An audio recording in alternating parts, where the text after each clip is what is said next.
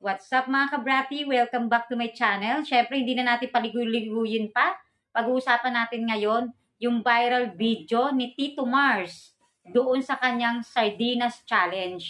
Doon sa mga hindi pa nakapanood nung trending na video ni Tito Mars, ipa-flash natin sa screen, panoorin natin. Pero hindi ko i-upload ng buo kasi syempre, iniiwasan nating makopyright tayo. Eto, panoorin natin. Nung nakaraan, maraming nag-request, subukan ko daw kumain ng sardinas dahil nga hindi ko pa talaga to nasusubukan.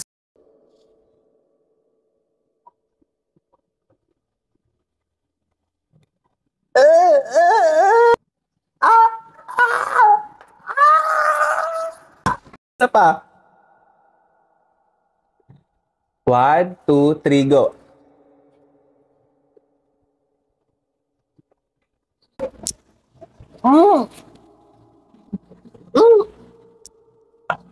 Dito, kaya siya nag-trending dahil yun nga, may mga nababasa akong comments ng netizens na sabi ang arte-arte daw ni Tito Mars kasi halos masuka-suka pa daw sa pagkain ng sardinas.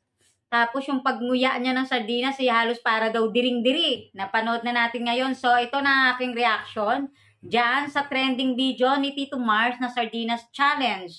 Hindi naman ako nandito para mang-bash kay Tito Mars kasi sa totoo lang mga kabrati, even ako nung bata pa ako, meron mga pagkain na hindi common na niluluto sa bahay nung parents namin. So, ang nangyari, nung tumanda na ako, saka ko pa na-explore yung mga food na yun, na existing pala siya.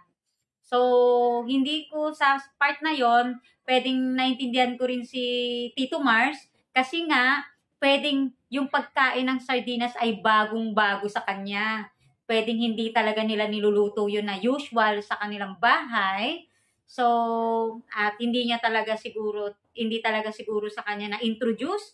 O kasi personally talaga mga kabrati, laking sardinas to. So, kahit anong brand pa ng sardinas yan. At saka isa yan sa mga favorite na kinakain sa bahay. Ma-share ko lang sa inyo mga kabrati. Kasi nung mga bata pa kami, ayan, story time tayo. Syempre, alam mo na, mahirap ang buhay. So, ang ginagawa ng parents namin dati noon, bibili siya ng isang latang sardinas. Tapos, para madami yun. Kasi syempre, kung hindi namin lulutuin yun, yung parang yung usual lang na gano'n, tapos lalagyan mo ng asin, minsan kalamansi, kulang yun sa amin. So, para mabusog ang lahat, ang gagawin nyo ng parents namin, igigisa yun, sasabawan.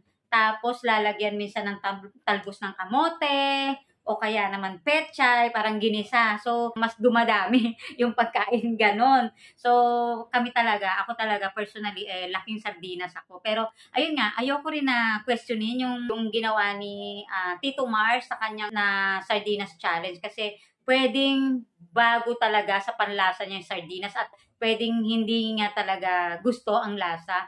Pero sa majority kasi, kaya naintindihan ko nila marami talagang magre-react doon. Kasi sa totoo lang, majority talaga ng Pinoy, siguro hindi ko naman nila lahat, pero dumaan tayo sa sardinas di ba? Yung iba nga dyan, pinapalaman pa yung sardinas sa tinapay Sino nakapag-try nun, di ba? So, yon parang kapares din na sa amin. Ganun din. Laking sardinas kami. At kahit ngayon, actually, kahit may iba pang ulam, may mga araw talaga na gusto namin mag-ulam ng sardinas. At actually, masarap siya. Kayo mga kabrati, anong masasabi nyo doon sa trending video ni Tito Mars na Sardinas Challenge? Kung meron kayong suggestion, opinion, you are free to comment dito sa aking comment section. I-share nyo ang inyong opinion. Lahat kayo ay welcome sa aking channel. At kung bago ka lang naman dito, kung napapanood mo itong video na to sa aking YouTube channel at hindi ka pa nakapag-subscribe, mag-subscribe ka na. Kung ito naman ay napapanood mo sa aking Facebook at hindi ka pa nakapollow, ay mag-follow ka na dahil ang mga content na ina-upload ko dito, kung first time nyo, ay mga usapang kakapirahan, mga informative videos, mga tutorial, quick travel, at syempre sinasamahan natin ng mga kamaritesan. Yun yung spice ng buhay natin lalo na kapag mga busy tayo. Paminsan-minsan syempre, gusto rin natin makapanood kung ano namang balita dito sa social media, di ba? Yun lang mga kabrati. Thank you so much for watching my video.